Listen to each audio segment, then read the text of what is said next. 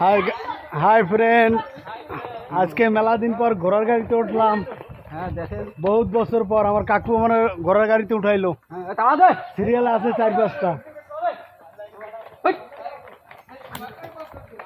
ওর সবার পাঁচটা চিনে হয়েছে তাহলে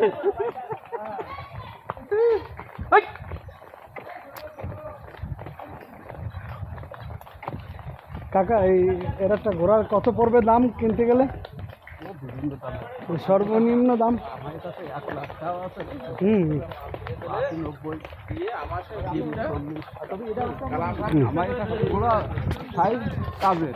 আচ্ছা, এই আছে আমাদের কাছে দাম। হুম।